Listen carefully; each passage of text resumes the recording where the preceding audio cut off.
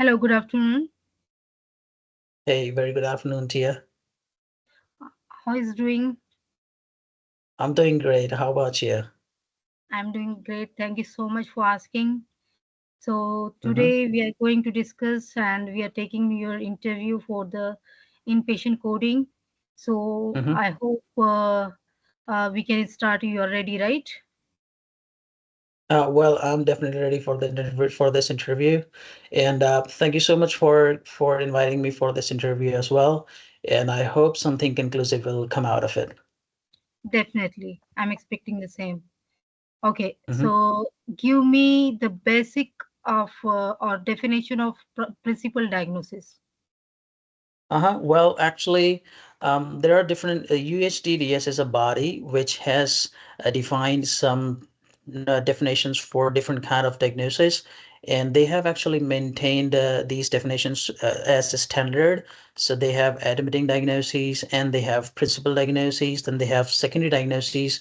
So you asked me about principal diagnosis. It's the one that the doctor decides that okay, well the patient has a chest pain. We're gonna do a workup and find out why this chest pain is being a problem with this patient.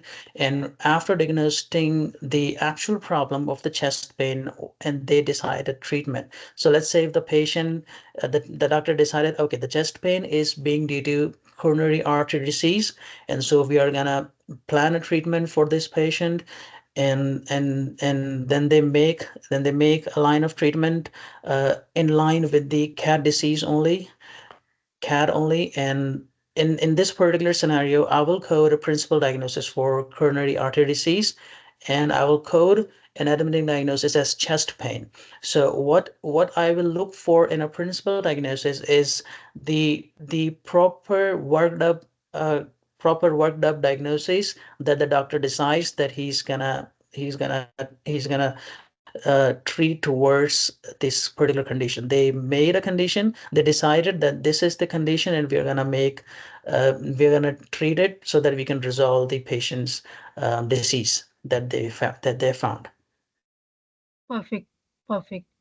So the next question is, what is a clinical indicator for sepsis? What are the clinical indicators for sepsis? Right. Okay. First of all, I want to say, as you said, clinical indicators. So what are these things? It's just basically the indicators and not the actual disease. We are not authorized to say, let's say if I'm finding some patient has fever and chills, and he has increased elevated CRP levels, or any if I found some organ dysfunction, or and the patient is in shock, then I'm not authorized to tell that's sepsis. So what we are going to do is we will find some signs and signals that leads to the direction of sepsis. So in this case, you ask for sepsis. I will look for if the symptoms that the patient has, the labs.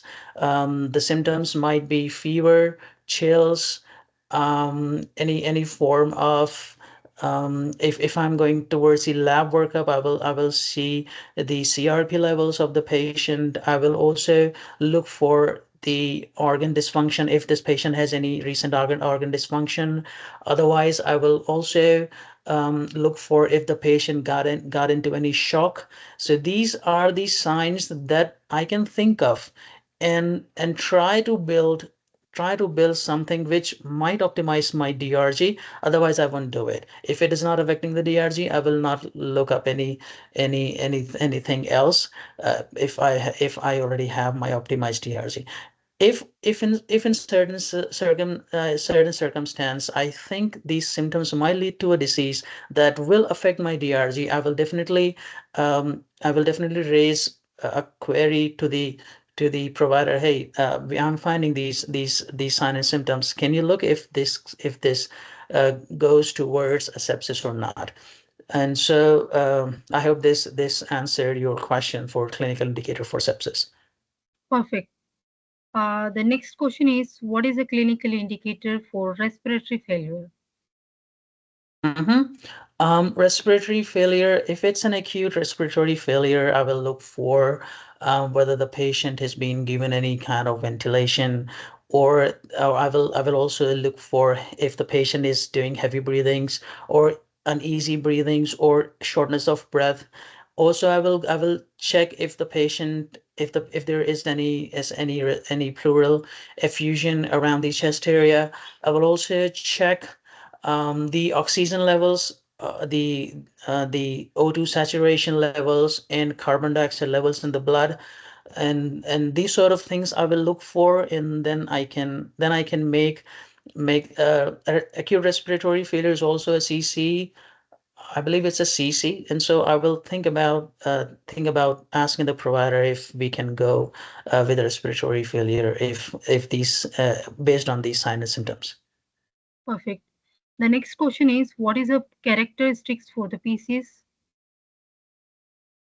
Well, PCS code have seven characters in total, and these seven characters are divided into sections, seven sections. So each I mean, these character values take alphabetic and numeric values, and these seven characters are defined based on the properties that we need to put in. The first character that we select is from the section. So it can be medical surgical section, it can be administration section, it can be extracorporeal section, osteopathic. The other one we do, the second character that we put in value for the body system, then we go for the root operation.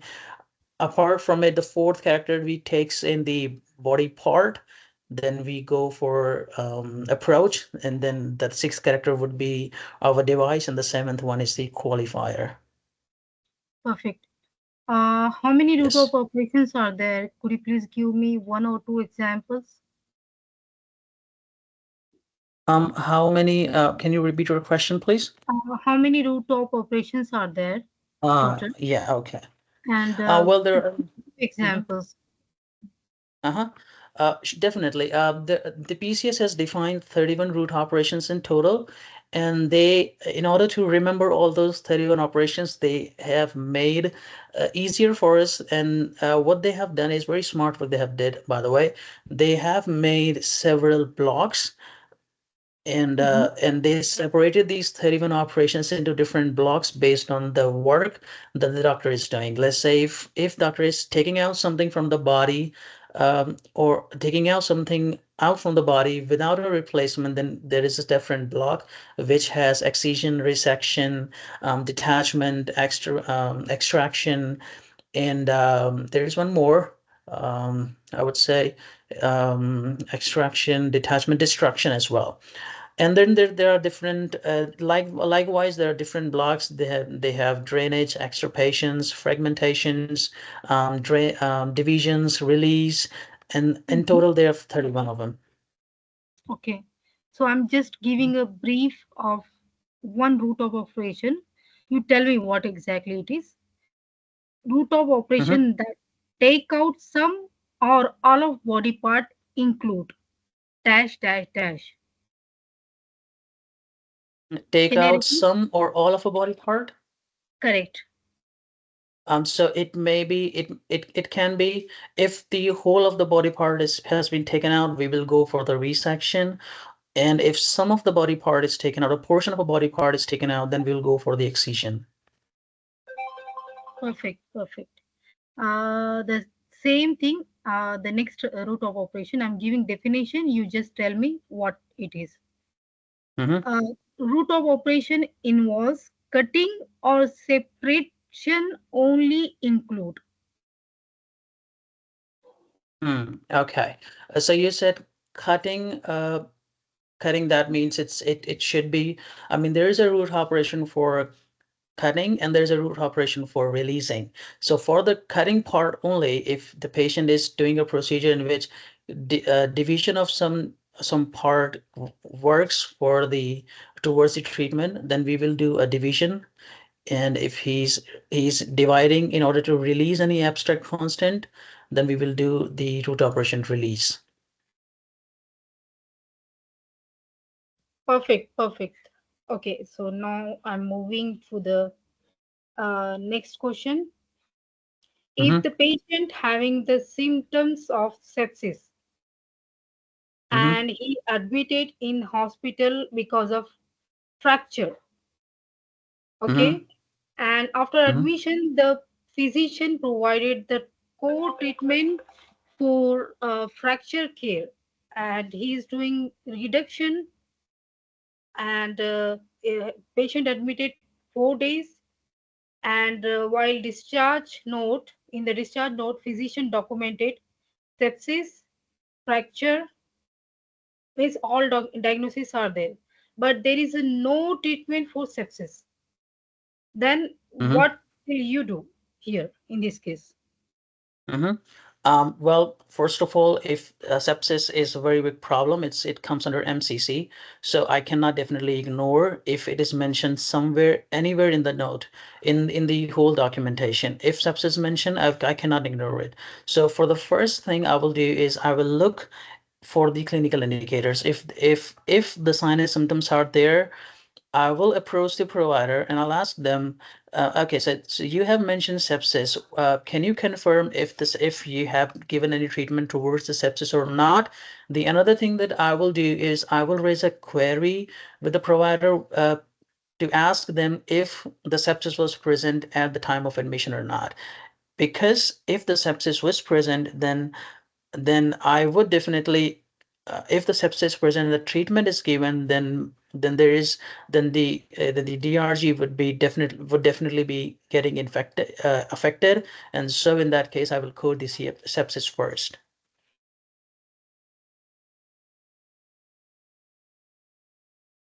Okay, perfect. So have you ever done any queries to physician directly? No, well, we are in because I'm working as of now for a year, and so right now I'm not allowed to raise any query. What we Mhm. do is we escalate it to our QAs, and then as most of them are getting resolved by themselves. But sometimes if they think it's worth raising, and if it's worth raising towards the provider, they then mail the supervisor, and then in the meetings or in the emails, these queries get resolved, and then we until then we pen our charts, and then we code for them. Once we get responses, we code them. Okay, perfect, perfect. Uh, um, Mhm. so the next question, are you reporting any pieces code in DRG coding? Yes. Well, we do. So what kind We of procedures you are reporting? Well, as I said, I work in multi-specialty, so 60% of the charges we report are from musculoskeletal systems related to reductions, drainages, debridements, excisional debridements, non-excisional debridements. Sometimes we code cancer-related treatments like removal of neoplasms, I mean, resection of organs and excisions of neoplasms, that sort of things also we do. We also code infectious we also code infectious disease. I mean, we also code from the infectious diseases. There's one time I coded CABG and it was very interesting procedure, and the other time I coded artery repairs. Could you please Yes, these sort of. explain some brief about the CABG procedure? Sure, definitely I can do that. Well, CABG, it's a very major procedure, first of all. And in this particular procedure, what doctor does is doctor do the angioplasty, and they first do a catheterization, cardiac catheterization, and then took the images and then decide on based on the percentage of the plaque in the coronary artery. They devised the line of treatment that, okay, well, we're gonna do a bypass, or we are gonna place any stent. If they decide that they are going to pursue a bypass surgery, then what they do is they take grafts from other veins or arteries, and and they bypass it from the source, maybe an aorta.